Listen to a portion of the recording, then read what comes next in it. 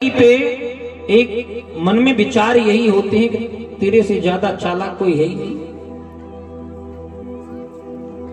2.5 दिमाग में से आधा दिमाग दुनिया के पास है और 2 दिमाग में तू अकेला है। ये सोचोगे इतनी चतुराई, और जब जब चतुराई करता है जी वही ठोकर खाता है, क्योंकि चालाकी काम नहीं आती, सरलता काम आती है। देखो विट्ठल के भगवान, कुत्ता रोटी उठा करके ले गया, पीछे पीछे घी का पात्र लेकर के दौड़ रहे कि भगवान ऐसे ना दौड़ो, ऐसे ना भागो, कम से कम रोटी में घी तो लगा लो। कुत्ते से ही भगवान प्रकट हो गए। ये भाव है भक्त का। भावना में छुपे हैं मेरे गोविंद, प्रकट करने की क्षमता होनी चाहिए, और वो क्षमता प्रकट होगी सरलता से। छल कपट को त्याग कर जितने भी विकार हैं इनसे निवृत्ति पाकर जब सरल सहज स्वरूप धारण करता है ये जीव, तो फिर भगवान के भरोसे छोड़ दे। मम भरोसो ही हरस न दीना, मेरे भरोसे जब छोड़ता है तो फिर मैं प्रत्येक कार्य को सहज कर देता हूं, सरल बना देता हूं। ये गोविंद की कृपा है माता। और मेरी गोविंद का कृपा पात्री बनने के लिए शत कर उनका भजन, प्रेम, निष्ठा, विश्वास, ये सब जरूरी है शरीर में। माता सुन सुन करके कपिल देव की बातें इतने प्रेम में विलीन हो गई कि प्रेम की 10वीं अवस्था में चली गई देवहूति। और जब जीव प्रेम की 10वीं अवस्था में जावे तो जल बन जावे। आज देवहूति का जो पार्थिव शरीर है पंचभौतिक, वो जल बन करके बहने लगा, सिद्धिदा नाम की नदी बन गया, और उसी जल को मस्तिष्क से लगाया, कपिल देव ने धन्य हो गए। आज माता को मुक्त कर दिया, और कपिल देव भगवान स्मरण के लिए, हरि स्मरण के लिए जंगल में प्रवेश कर गए। प्रेम से बोलो जय श्री कृष्ण। श्री सुखदेव स्वामी कहते हैं राजा परीक्षित, जीवन में सत्य का आचरण, वाणी में मिठास, कड़वा तो कौवा बोलता है तो किसी को अच्छा नहीं लगता। कागा काको धन हरे कोयल का कूदे, कि मीठी वाणी बोल के वो जग अपनो कर ले। रंग दोनों का एक है, वो भी काला वो भी लेकिन इस वाणी की महिमा है कि एक इतना मधुर बोलती है, और जब बोलती है तो हृदय प्रसन्न होता है। एक कौवा है, सुहाता ही नहीं किसी को, तो ये वाणी का प्रभाव है, वाणी का असर है। बाकी मूर्ख अपने आप में कोई नहीं है, सब ज्ञानवान है। थोड़ा सा प्राप्त हो जाए 4 शब्द तो ज्ञानी बन जाए। एक कथा आ जाए, अरे कथा का क्या सुना, अभी तो सुनी, सब कथा है। तभी कहते हैं ना, शिष्य नहीं गुरु ही मिलते हैं। एक सज्जन बोले हमारा तो चेला है, वो जो नौकर है बड़ा मूर्ख है, क्या करे, कितना माथा मारे। दूसरे सज्जन बोले तेरा कम होगा, हमारा तेरे से भी ज्यादा मूर्ख है। ऐसा भी क्या है। अब उस सज्जन ने देखो नौकर को बुलाया, नौकर से कह रहे हैं 10 रुपए लो और एक टेलीविजन ले आओ। मूर्ख चला गया। अब नौकर गया चला तो कहते अब देखो 10 रुपए में ये टेलीविजन लाएगा, है ना मूर्ख। दूसरा बोला तेरे से ज्यादा हमारा मूर्ख है, अभी बुलाते हैं। नौकर को बुलाया और बोले जाओ और देख के आओ हम ऑफिस में हैं या नहीं। वो भी चला गया। अब दोनों मूर्ख रास्ते में मिल गए।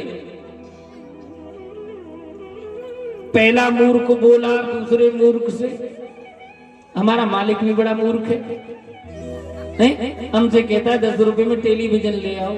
हम टेलीविजन तो 4 ले जाएं, पर मालूम नहीं उसे आज रविवार है, छुट्टी है। दूसरा बोला तेरा तो कम मूर्ख है, हमारा मालिक और तो तेरे से भी ज्यादा मूर्ख है।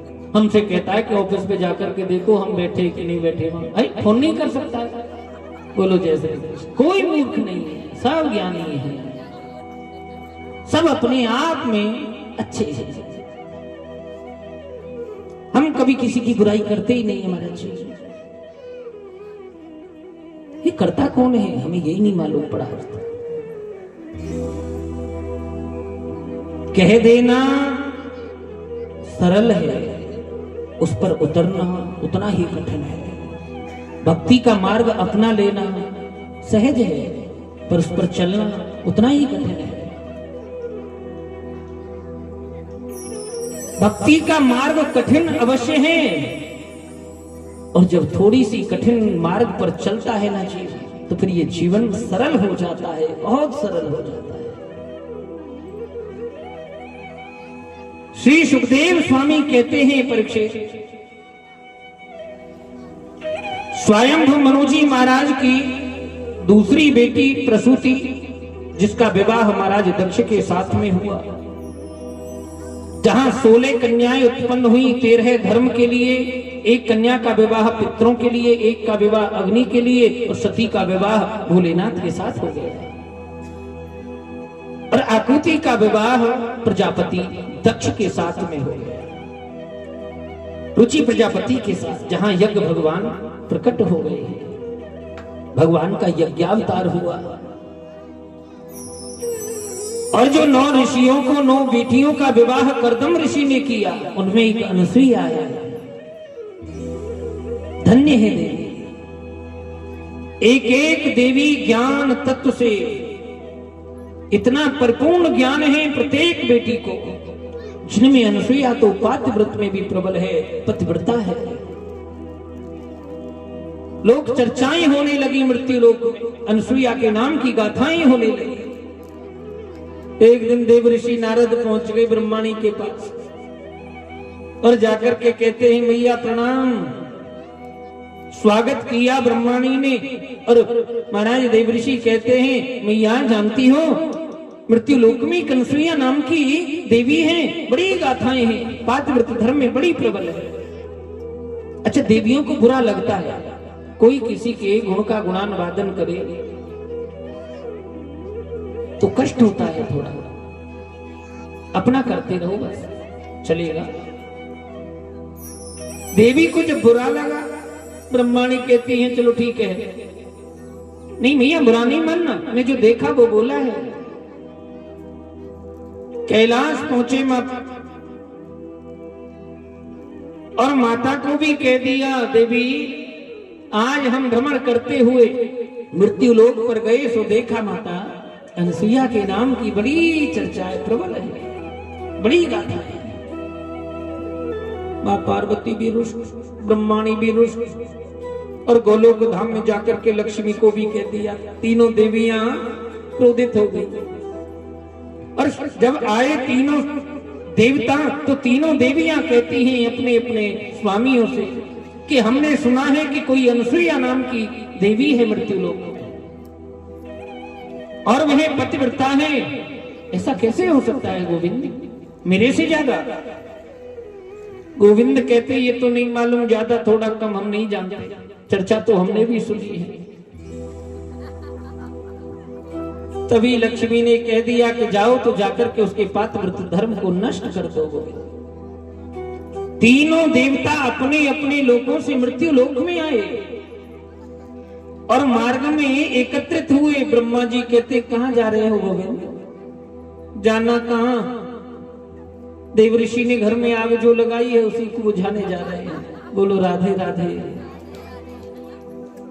संत स्वरूप धारण किया, सहज बन गए, सरल बन गए, और जाकर के माता के आंगन में भिक्षा मांग रहे। माम भिक्षाम देही, माता भिक्षा दो ना।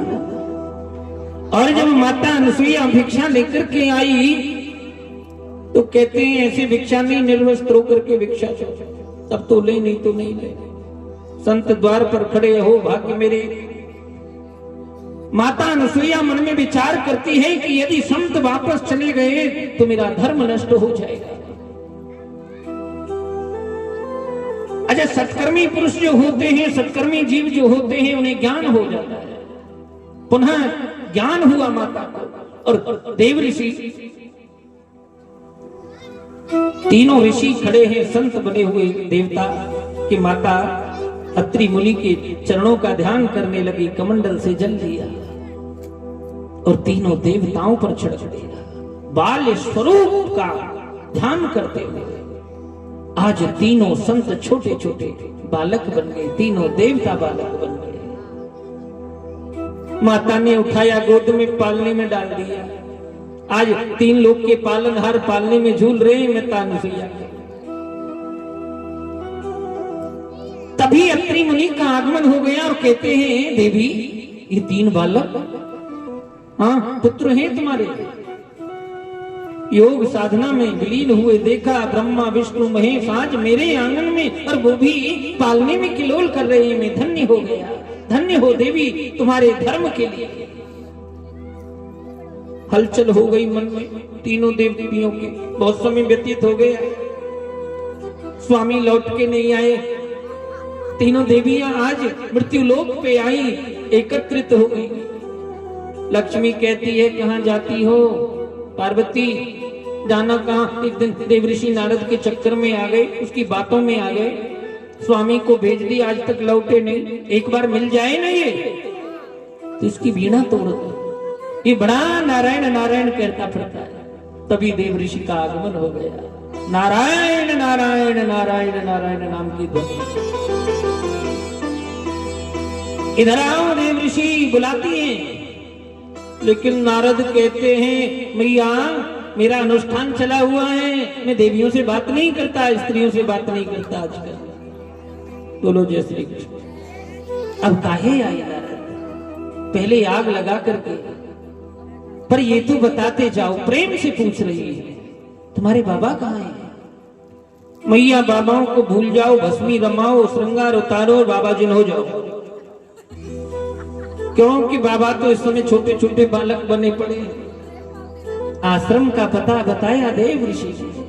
आज तीनों देवियां आश्रम पर पहुंची, माता के आश्रम में रहती हैं, नित्य काम करती हैं, आंगन बुहारती है पार्वती, भोजन बनाती है ब्रह्मणी, और मां लक्ष्मी चरण दबाती है। ये धर्म की प्रबलता है। आज धर्म के बंधन में गोविंद बंधे और उसी भक्ति के बंधन में लक्ष्मी भी बन गई, जो स्वयं ही भक्ति है। आज भक्ति अनसुईया स्वरूप भक्ति के बंधन में गर्म गर्म आंसू गिर गया एक दिन। कहती है देवी क्या बात है, कोई कष्ट है? लक्ष्मी कहती है मां मैं लक्ष्मी हूं, ये ब्रह्माणी वो रुद्राणी है। अपने स्वामियों को भेजा तुम्हारे पात्र धर्म को नष्ट करने के लिए, क्षमा करना। हमारे स्वामी कहां है वो दे दो। पहले क्यों नहीं बताया? ले लो, पालने में है। दौड़ करके गई, पहचान नहीं कर पा रही, एक जैसा स्वरूप तीनों का। चरण पकड़ लिए आज अनसुईया, महाराज इनमें स्वामी कौन है हमारे, हम तो पहचान नहीं पा रहे। ये भक्ति योग है। जब जीव भक्ति योग में प्रवेश कर साधना करता है तो भक्ति के विवश भगवान हो जाते हैं। आज इतनी सामर्थ्य नहीं है देवियों की। अनसुईया ने अपने तप के बल पर तीनों देवताओं को उनके दिव्य स्वरूप में प्रादुर्भाव किया और वरदान मांगा कि तुम जैसे पुत्र मैंने देखे बाल अवस्था में, तो मेरे यहाँ तुम जैसे 3 पुत्र उत्पन्न हो जाए। भगवान का दत्तात्रेय अवतार हो गया परीक्षित। बोलिए दत्तात्रेय भगवान की जय हो। और ब्रह्मा जी सोम के रूप में आए, दुर्वासा ऋषि के रूप में स्वयं भगवान शिव का प्रादुर्भाव हुआ। सुखदेव बाबा कहते हैं परीक्षित, समस्त देवताओं ने महाराज दक्ष को अपना अधिपति बनाया और कुछ गुप्त मंत्रणा के लिए सभी देवताओं को महाराज दक्ष ने जब बुलाया, सभा के मध्य बैठे हुए समस्त देवता और दक्ष का जब आगमन हुआ तो सबने साष्टांग प्रणाम किया, लेकिन भोले बाबा ने प्रणाम नहीं किया है। प्रणाम नहीं किया भोले बाबा ने तो रुष्ट हो गए। दक्ष मेरा दामाद मेरा ही अपमान करता है, वो भी समस्त सभा के मध्य। यहीं से बदले की भावना जागृत हो गई। और जब बदले की भावना जिस भी जीव के अंदर जागृत हो जाती है तो वह दुख का कारण बन जाती है, कष्ट का कारण बन जाती है। सामने वाला जैसा है उसे वैसा रहने दो, उसके चक्कर में तुम क्यों बदलते हो अपने आप? वो है जैसा है वैसा ही रहेगा, ये स्वभाव में है। आज महाराज दक्ष ने बृहस्पति सब यज्ञ किया और उस यज्ञ का निमंत्रण समस्त देवताओं को दिया, पर भोले बाबा को नहीं दिया। अपने अपने दिव्य विमानों में सुंदर दिव्य श्रृंगार कर समस्त देवियां जा रही हैं।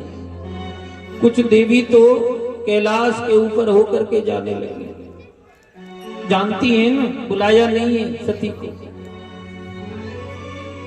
आदत स्वभाव में है। एक देवी ने तो विमान ही उतार लिया सती के पास। क्यों सती, तुम नहीं चलोगी? हैं? तुम्हारे पिता के यहाँ इतना सुंदर विशाल महायज्ञ है और तुम यहाँ हो। सती को तो मालूम भी नहीं, आदत। मां सती बड़ी रुष्ट हुई, दुखित हुई। जाग करके भोले बाबा के समक्ष हाथ जोड़ करके खड़ी हो गई सती। प्रजापतिस्ते ससुरस्य संपितम् निर्यापितो यज्ञमहो सब खिला मयं च तत्रा सराम वामुते यज्ञहत्रतामि विविधा व्रजन्ति यज्ञहत्रतामि विविधा व्रजन्ति।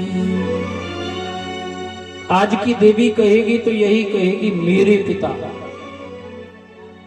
क्योंकि ये मेरा रट रखा है ना, मैं जाता ही नहीं। लेकिन सती ने ऐसा नहीं बोला। सती तो कहती है प्रजापतिस्ते ससुरस्य संपितम्। महाराज आपके ससुर जी के यहाँ बड़ा सुंदर यज्ञ है, क्या आप नहीं चलोगे? हमें उस यज्ञ में सम्मिलित होना है, जाना है। भोले बाबा कहते हैं जाना तब ना बुलाया हो, बुलाया ही नहीं तो फिर जाना कैसा? देखत ही हर से नहीं नैनन नहीं स्नेह तुलसी वहां न जाइयो चाहे कंचन वर्षों में। ऐसे स्थान पर तो कदापि जाना ही नहीं चाहिए सती। तुम्हारे पिता के यहाँ सुंदर यज्ञ है, हम मानते हैं, पर हमें बुलाया नहीं है, कोई निमंत्रण नहीं दिया। कोई बात नहीं, मेरे पिता ही भूल गए होंगे, क्या जाता है। भोले बाबा समझाते हैं कि देखो सती, जाना बेकार है और अपमान के कारण हमें बुलाया नहीं है। हम यदि वहां जाएंगे तो हमें अपमान होगा और उस अपमान को हम सहन नहीं कर सकते। भोले बाबा सती को समझाने में लगे हैं तो सती कहती है आप न जाओ, आपको अपमान लगता है। मेरे तो पिता हैं और हमने तो सुना है, संत कहते हैं बेटी पिता के यहाँ बिना बुलाए भी जा सकती है, कोई पाप नहीं है। भोले बाबा कहते हैं हम भी जानते हैं कि जा सकती है, पाप नहीं है, लेकिन उस समय पिता के यहाँ कोई उत्सव नहीं होना चाहिए। पिता ग्रह पर यदि उत्सव है तो बेटी को भी बिना बुलाए नहीं जाना चाहिए। पर स्वामी मैं जाना चाहती हूं, मैं देखना चाहती हूं उस यज्ञ को। सती हट कर रही है। भोले बाबा ने विचार किया और कहते हैं देवी हमें ऐसा प्रतीत होता है यदि ब्रजस्यातिहाय मद्विचो भद्रं भवत्या न ततो भविष्यति संभावितस्य सत्त्वजनापराभवो यदा स सत्ये मरणाय कल्पते, यदा स सत्ये मरणाय कल्पते।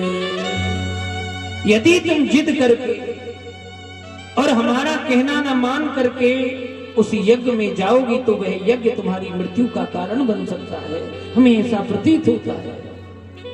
मानी नहीं सती और रुद्रगणों के साथ में सुंदर दिव्य विमान में आरूढ़ होकर के दक्ष भवन जब गई भवानी, आज माता सती महाराज दक्ष के भवन की ओर प्रस्थान कर गई। कोई बोला नहीं सती से, चाहो और दृष्टि डाल रही है। एक वही सती जब घर पर जाती थी तो पिता दक्ष गले से लगाते थे और महाराज दक्ष ने भी मुख फेर लिया, बहनों ने भी फेर लिया और यज्ञशाला में प्रवेश किया। सती ने देख रही है मेरे स्वामी का निरादर ही किया है, केवल बुलाया ही नहीं, आसन भी नहीं दिया। चाहूं और दृष्टि डाली पर कहीं सती के लिए, भोलेनाथ के लिए कोई आसन नहीं। क्रोध उत्पन्न होने लगा सती के शरीर में और इतना तेज उत्पन्न हो गया परीक्षित। सती कहती है राजा दक्ष तुझे अपने अधिपति होने का अभिमान है तो मैं वचन देती हूं मैं तेरे इस यज्ञ को कदापि पूर्ण नहीं होने दूंगी। तुमने मेरे स्वामी का अपमान किया है। यज्ञशाला के अंदर ही सती के अंदर क्रोध की ज्वाला से अग्नि प्रकट हो गई और संपूर्ण शरीर अग्निमय हो गया। प्राण त्यागते समय सती महारानी भगवान भोलेनाथ से विनती करती है, जन्म जन्म पद अनुराग गोविंद। भगवान शिव से आराधना करती है, भोलेनाथ मेरे जन्म जन्मांतर आपके श्री चरणों में जन्म जन्म शिव पद अनुराग, आपके चरणों में मेरी प्रीति लगी रहे बस। इसलिए पार्वती का जन्म पाया सती और ये होना था। भोलेनाथ ने सती को पहले ही त्याग दिया क्योंकि शंका,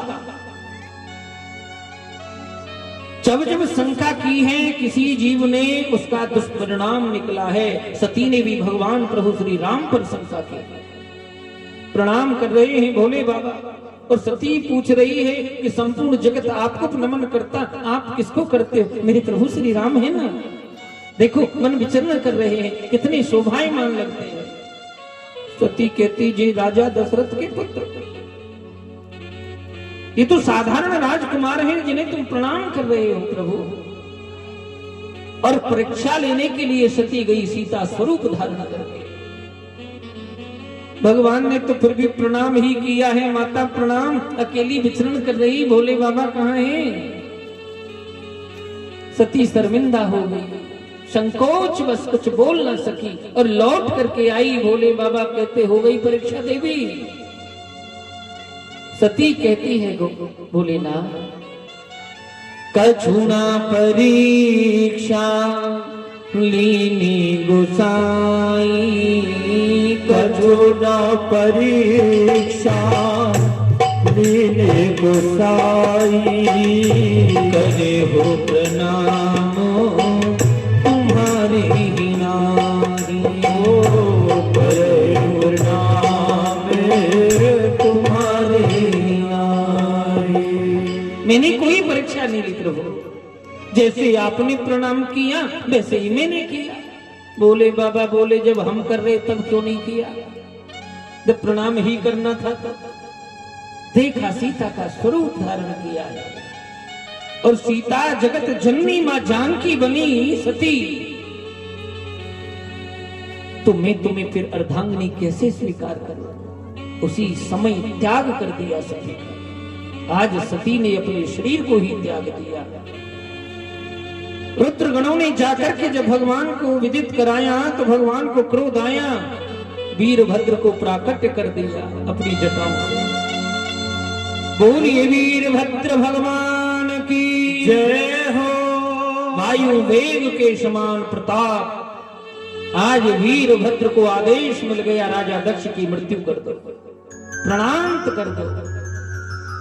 आए सभा के मध्य और समस्त ऋषि महर्षियों को दंड देते हुए महाराज दक्ष का सिर काट दिया और यज्ञ में आहुति दे दी। देवता दुखित हो गए। कष्ट ये है कि यज्ञ अपूर्ण है, उसे पूर्ण करना है, क्योंकि यज्ञ को कभी मध्य में नहीं छोड़ा जाता है। ब्रह्मा जी की शरण में पहुंचे देवता ब्रह्मा जी से पूछ रहे हैं क्या करना चाहिए भगवान, अनर्थ हो जाएगा। यदि यज्ञोत्सव पूर्ण नहीं हुआ तो प्रलय का कारण बन जाएगा। नारायण की शरण में पहुंचे भगवान नारायण कहते हैं जिनका अपमान हुआ है उन्हीं की शरण में जाओ न देवता। आज समस्त देवता भोले बाबा की शरणागति हुए और भगवान भोले बाबा को स्मरण कर रहे हैं, उन्हें मनाने में लगे हैं। भोले भोले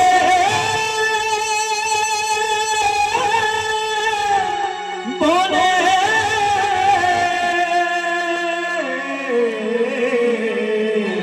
भोले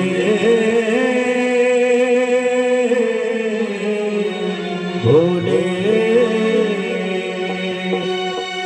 ओ सबकी बिगड़ी बनाने वाला, लाज बचाने वाला और नहीं भोलेनाथ से निराला, भोले नहीं भोलेनाथ से निराला, भोले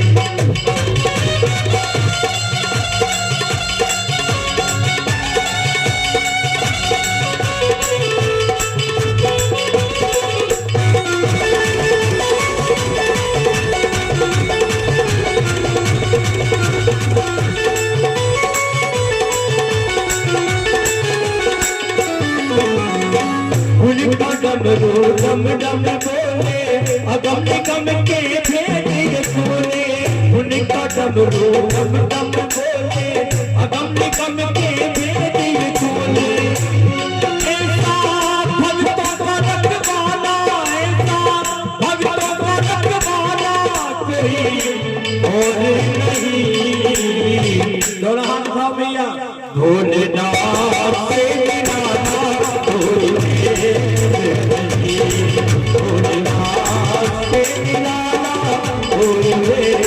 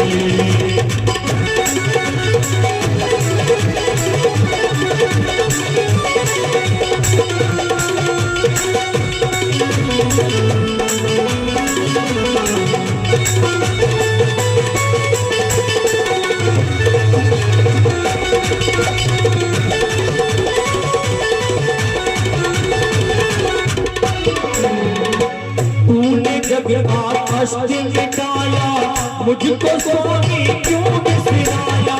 तूने जग का कष्ट मिटाया, मुझको स्वामी क्यों बिसराया। अब तो मुझको बचाने वाला, मुझको बचाने वाला और नहीं। दोनों हाथ बिल्कुल सीधे एकदम, इसको कहते हैं मियां कीर्तन। दोनों हाथ। भोलेनाथ तेरे नाम कोई देव नहीं, भोलेनाथ तेरे नाम कोई देव नहीं। शक्ति बिगड़ी बनाने वाला, बात बताने वाला और नहीं। भोलेनाथ तेरे नाम कोई देव नहीं, भोलेनाथ तेरे नाम कोई देव नहीं, भोलेनाथ तेरे नाम कोई देव नहीं, भोलेनाथ से निराला कोई देव नहीं। बोलिए भक्तवत्सल भगवान की जय हो। सभी देवता आराधना करने में लगे हैं। नमामि शमीशान निर्वाण रूपम विभुम व्यापकम ब्रह्म वेद स्वरूपम निजम निर्गुणम निर्वकल्पम निरीहम चिदाकाशमाकाश वासम भजे। निराकार ओंकार मूलम तुरीयम गिरा ज्ञान गोतीतमीशम गिरीशम करालम महाकाल कालम कृपालम गुनागार संसार पारम न तो। भोलेनाथ आप निराकार ओंकार है। आपके गुणों का हम कहां तक गुणानुवादन करें, जितना भी करें वो थोड़ा है, कम है। क्योंकि आपके पार बड़े बड़े ऋषि महर्षि नहीं पा सकते, मनीषी नहीं पा सकते। आज ये समस्त देवता आपकी शरण में आए हैं। अच्छा, भोलेनाथ जल्दी प्रसन्न हो जाते हैं। समस्त देवताओं में एक भोले बाबा हैं जो सहज प्रसन्न हो जाते हैं। भोले बाबा कहते हैं देवताओं, नाघम ब्रजेशु बालानां वर्णये नानुचितये देव मायाभिभूतानां दंडस्तत्र धृतो मया। मैं किसी के गुण दोष नहीं देगा। जीव का कर्म क्या है मैं वह देखता हूं, और जिसका जैसा कर्म है उसी प्रकार का फल होता है। एक चोर थे, चोरी करने गए नगर में। अब गांव में कहीं चोरी नहीं लगी, बड़े दुखित। आज तो कोई चोरी नहीं लगी। आंधी और आ गई, बारिश भी आ गई, सोई भोले बाबा का छोटा सा शिवाला उसी में प्रवेश कर गए। ले, चोरी तो लगी नहीं, पर क्या करें, यही रात्रि व्यतीत करें। अब चोर ने देखा ऊपर बड़ा सुंदर घंटी लटकी हुई, बड़ी विशेष। मन में विचार, चोर तो चोर, करे क्या।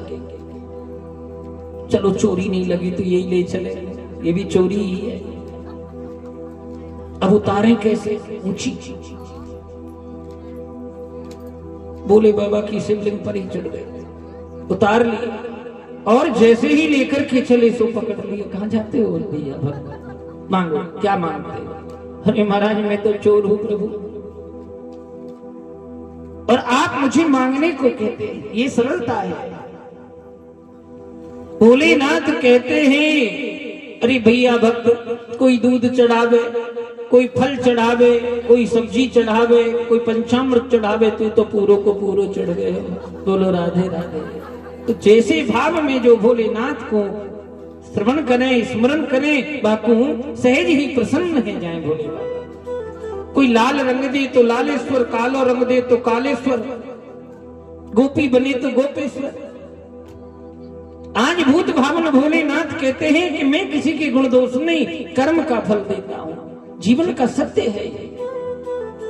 जनी अब गुण प्रभु माने न काहू, जन अब गुण प्रभु माने न काहू, दीनो बंधु अति मृदुल स्वभाव, दीन बंधु मृदुल स्वभाव।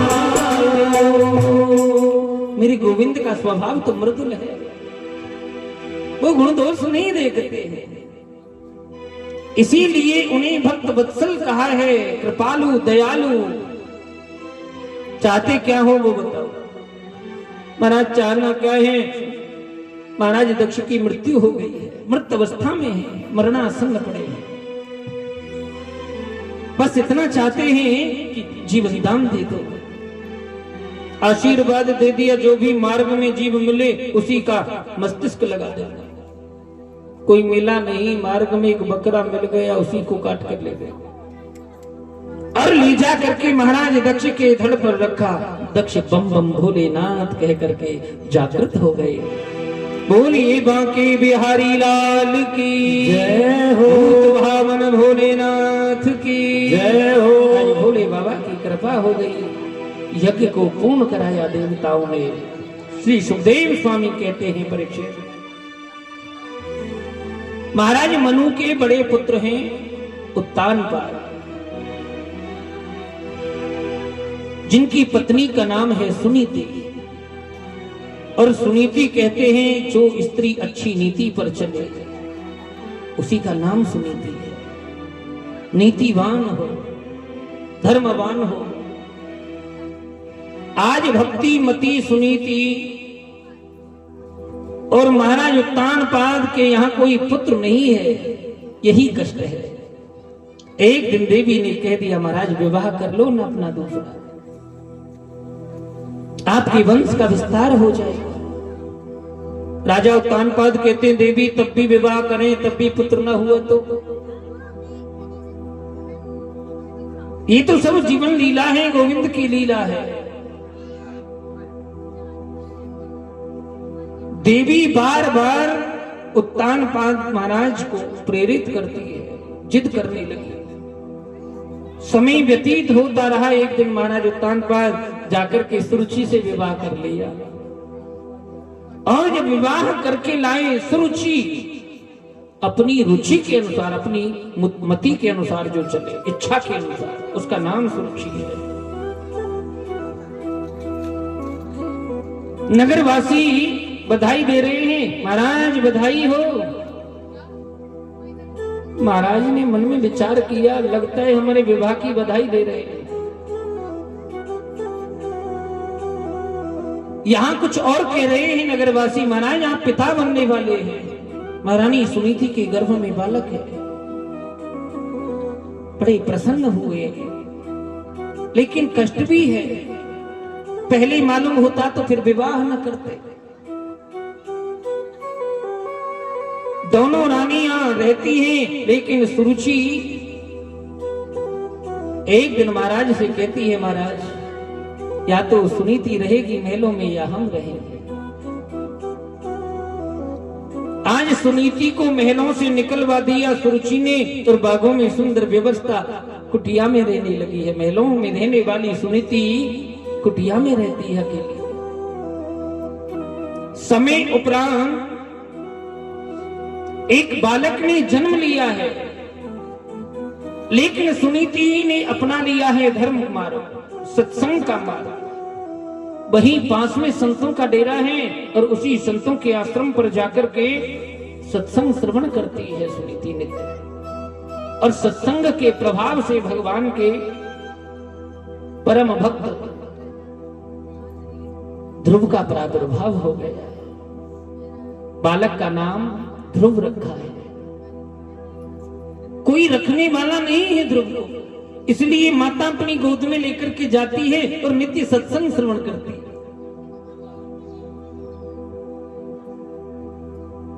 धीरे धीरे समय व्यतीत होता रहा, ध्रुव बड़े होने लगे। 4 वर्ष व्यतीत हो गए हैं। और जब ध्रुव 4 वर्ष के हुए तो एक दिन संत प्रसन्न हो गए। कहते हैं देवी मांगो, क्या मांगती हो? तुमने हमारे यहां सत्संग श्रवण किया, जो भी मांगो हम वही देंगे। देवी कहती है मांगना ही क्या है बाबा, आप जैसे संतों का सानिध्य, सत्संग का सत्संग श्रवण होता रहे, मिलता रहे, वही बहुत है, काफी है कि वो तो तुम्हें प्राप्त है।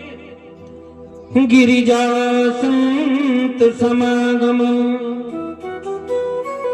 समनिलाभ कछुआन, बिनु हरि कृपा न मिलहि सो गावत वेद पुराण। ये बिना हरि कृपा, गोविंद कृपा के नहीं प्राप्त होता है। जाको प्रभु दारुण दुख देही, ताकि मध्य पहले ही हर ले। जब जीव का पतन निकट होता है ना, विनाश, तो उसकी बुद्धि विपरीत चलने लग जाती है अपने आप स्वतः। और फिर भी मांगने के लिए कहते हैं। बाबा आप कहते हो कि मांग ले, तुम्हें मांगो क्या?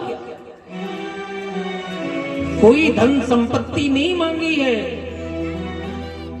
आज सुनीति कहती है संतों से कि बाबा देना ही चाहते हो तो महाराज उत्तानपाद के यहाँ कोई पुत्र नहीं है, जो दूसरी रानी लेकर के आए हैं। मैं यही चाहती हूं कि वहां भी एक पुत्र उत्पन्न हो जाए। प्रेम से बोलो जय श्री कृष्ण। महाराज संत बाबा कहते हैं कि देवी जिन्होंने, जिस सुरुचि ने तुम्हें महलों से निकलवा दिया, उसके लिए तुम पुत्र मांगती हो। बाबा कोई किसी को नहीं निकलता, ये तो जीव का अपना कर्म है, कौन किसको निकालता है? मेरे ही कर्म में कोई कमी रही होगी। श्री सुखदेव बाबा कहते हैं महाराज परीक्षित, ये सत्संग का प्रभाव है। आज सत्संग से जीवन ही बदल गया है सुनीति का। एकमात्र तनिक मात्र मन में ये नहीं आया कि सुरुचि ने मेरा बुरा सोचा। आज उसी सुरुचि के लिए पुत्र मांगा है। और ध्रुव जी महाराज जब 4.5 वर्ष के हो गए तो कह रहे हैं मैया मेरे पिता कौन है? माता सुनीति कहती है बेटा उत्तानपाद महाराज ही तुम्हारे पिता हैं। आज पिता से मिलने की इच्छा लेकर के मन में ध्रुव जी महाराज महलों की ओर दौड़ रहे हैं। और महलों में जब प्रवेश किया, पिता की गोद में बैठना चाहते हैं ध्रुव। उसी क्षण सुरुचि को क्रोध आ गया। ध्रुव को लेना चाहते हैं, उत्तानपाद अपनी गोद में पकड़ लिया ध्रुव को और धक्का दे दिया सुरुचि ने। सुरुचि कहती है ध्रुव से, तपसानंध्य पुरुषम तस्यैवानुग्रहाणु मे गर्भे त्वं साधयात्मानं यदीक्षसी नृपासनम्। अरे ध्रुव, तुझे इस राजगद्दी की इतनी ही चाहना है, लालसा है ना, तो पहले भगवान की भक्ति कर, भगवान से विनती कर और भगवान से प्रार्थना में बोल कि तुझे मेरे गर्भ से जन्म मिले, तभी तू इस गद्दी का अधिकारी हो सकता है। बाबा कहते हैं परीक्षित, आज तो ऐसा विदित होता है, ऐसा प्रतीत होता है कि सुरुचि ने अपने गर्भ को वैकुंठ से भी बड़ा मान लिया। बाला नाम रोद नम रोने लग गई हैं ध्रुव। और रोते हुए माता सुनीति के पास में पहुंचे, जाकर के कहते हैं मां, वो मौसी है ना, वो हमारी शत्रु है, शत्रु मुझे धक्का देकर के महलों से बाहर कर दिया और कहती है कि गोविंद से प्रार्थना करो तुझे मेरे गर्भ से जन्म मिले, तभी गद्दी का अधिकारी होगा। सुनीति कहती है ऐसा नहीं बोलते हैं ध्रुव, वो माँ है। माँ मंगलम तापपरे सुमस्थां भुवते जनो यह पर दुःखदस्त सत्यम सुरुच्याद भीतन भवामे या दुर्भगाया उदरे गृहीत्वा या दुर्भगाया उदरे गृहीत्वा। ध्रुव मेरा पहला कहना तो यह है कि जीव के मन में अमंगल की कामना कदापि आवे ही क्यों, सदैव मंगलमयी बातें सोचो। और जिस माता ने तुम्हें ये मार्गदर्शन कराया है कि जाकर के गोविंद से विनती करो, तो वो तुम्हारी शत्रु कदापि हो ही नहीं सकती है, जो मार्गदर्शन कराए प्रभु मिलने के लिए। तो बताओ ना माता, ये गोविंद कहां मिलेंगे? माता को मालूम नहीं था, माता ने तो बोल दिया चला जा जंगल में कर ले तपस्या, गोविंद मिल जाए। आज ध्रुव जी महाराज नंगे चरण, छोटे छोटे नन्हे से बालक, 4.5 वर्ष की अवस्था, और निर्जन वन में विचरण जब करने लगे, वही देव ऋषि नारद ने देख लिया। देव ऋषि नारद कहते हैं बालक कौन हो तुम? ध्रुव जी कहते हैं बाबा मेरा नाम ध्रुव है। ध्रुव, और इस निर्जन मन में तुम्हें भय नहीं लगता है? बाबा गोविंद चाहिए, गोविंद, मुझे गोविंद को पाना है। आप बताओ ना ये गोविंद कहां मिलेंगे, कैसे मिलेंगे? देव ऋषि नारद कहते हैं बेटा ध्रुव ऐसे गोविंद नहीं मिलते, तो फिर कैसे मिलते वो बता दो। गुरु बिन भवनिधि तराई न कोई, जो विरंची शंकर सम होई। राम सिया राम जय जय राम, राम सिया राम जय जय राम। ओ गुरु बिन भवनिधि तराई न कोई, जो विरंची शंकर सम होई। राम सिया राम जय जय राम, राम सिया राम जय जय राम।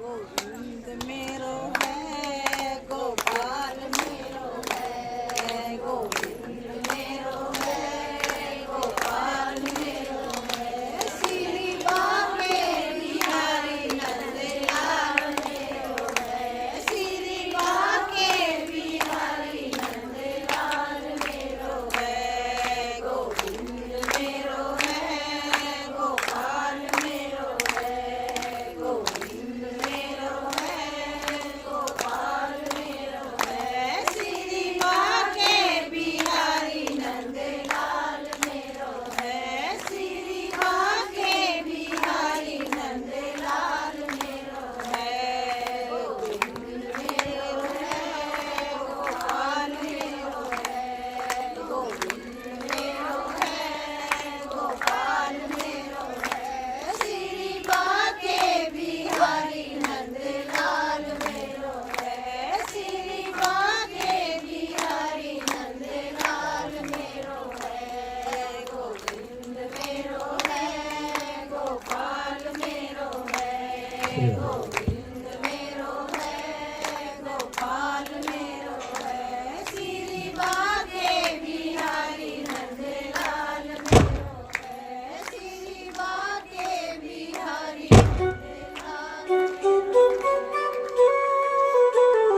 बोली भक्त वत्सल भगवान की जय हो। गुरु बिन भवनिधि तरई न कोई, ये भव सागर से बिना गुरु ज्ञान कोई गोविंद को प्राप्त नहीं कर सकता है ध्रुव। तो फिर तुम कैसे प्राप्त करोगे? जो विरंच शंकर सम होई, चाहे वो ब्रह्मा है शिव है, बिना गुरु ज्ञान कोई इस भव सिंधु से नहीं पार होता है। गु कहते हैं अंधकार को, रू कहते हैं प्रकाश को। अज्ञानमयी अंधकार से निवृत्ति दिला, ज्ञानमयी प्रकाश मार्गदर्शन कराएं, उनका नाम गुरु है। सत्य का मार्गदर्शन कराएं, उनका नाम गुरु है। गुरु शब्द अपने आप में प्रबल है, अपने आप में सामर्थ्यवान है। और जब गुरुदेव के द्वारा मंत्र उच्चारण करने को मिलता है अमोघ, तो वो रक्षार्थ जीवन में होता है, रक्षा के लिए। हरि चरण से प्रीति मार्गदर्शन गुरुदेव कराते हैं, तो इसलिए गुरु दीक्षा अति आवश्यक है और गुरु शिष्य का परम पावन पवित्र रिश्ता है। ध्रुव, इसलिए गुरु सानिध्य आवश्यक है। कहते हैं कि बिना गुरु दीक्षा लिए, नामदान लिए हमारा दान भी नहीं लगता है, और दीक्षा लेने की कोई अवस्था नहीं होती है। जिस तरह से शिक्षित होना अति आवश्यक है जीवन में, उसी तरह दीक्षित होना अति आवश्यक है, और कोई अवस्था नहीं है। कई मैयाओं को देखा है हमने, अरे जी कोई दीक्षा लेवे की, नामदान लेवे की उम्र थोड़ी नहीं। इनकी बातों से कभी कभी हमें बड़ा आश्चर्य होता है। ऐसे कह देती है जैसे कि 10, 20, 50 हजार वर्ष का लिख करके आई है ठाकुर जी के यहाँ के मैं इतना रहूंगी, आज से कल का मालूम नहीं। कल रहे न रहे भैया मालूम नहीं है, बस बोलना, अब बोलने से भी जाने।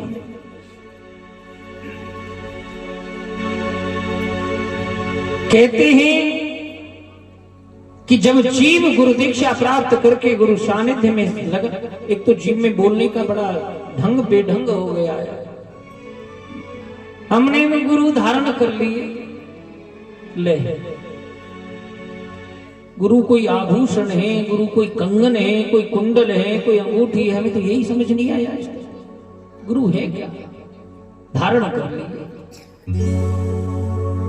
जो चाहे सो बोले, जो आया मन में वही बोल दिया।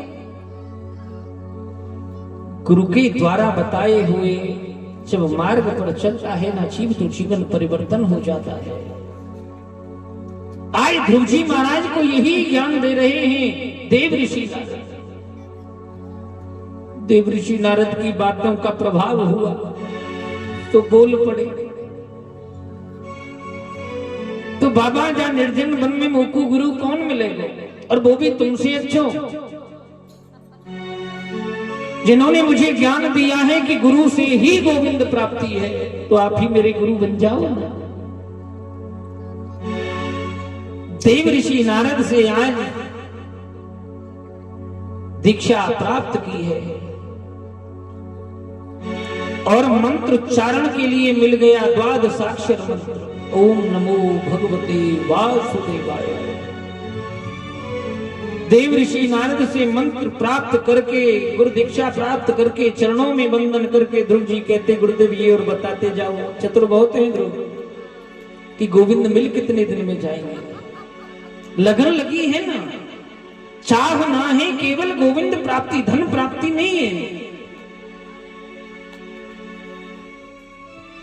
ध्रुव को तो केवल गोविंद चाहिए, और आज उसी गोविंद की प्राप्ति के लिए देव ऋषि नारद के समक्ष जब कहा कि गोविंद कितने दिन में मिलेंगे, देव ऋषि कहते 6 मास से फल लभे, 6 मास का समय देते। आज ध्रुव जी महाराज निर्जन वन में पद यात्रा करते हुए श्रीधाम वृंदावन की ओर प्रवेश करने लगे। संपूर्ण जगत से मोह तोड़ दिया, क्योंकि जब तक ये जगत से मोह नहीं टूटेगा तब तक गोविंद प्राप्ति हो नहीं सकती है।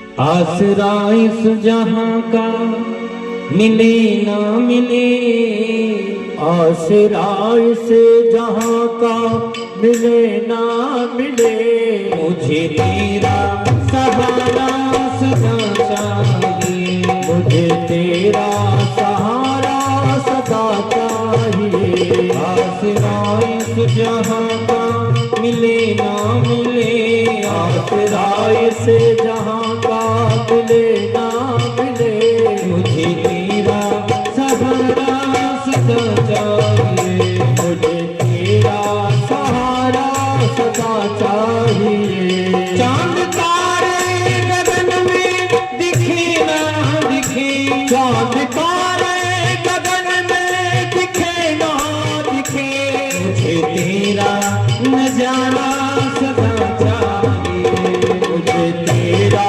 नजारा सदा चाहिए, मुझे तेरा नजारा सदा चाहिए, मुझे तेरा नजारा सदा चाहिए। आसराय से जहाँ का मिले ना मिले, आसराय से जहाँ का मिले ना मिले, मुझे तेरा सहारा सदा चाहिए, मुझे तेरा सहारा सदा चाहिए।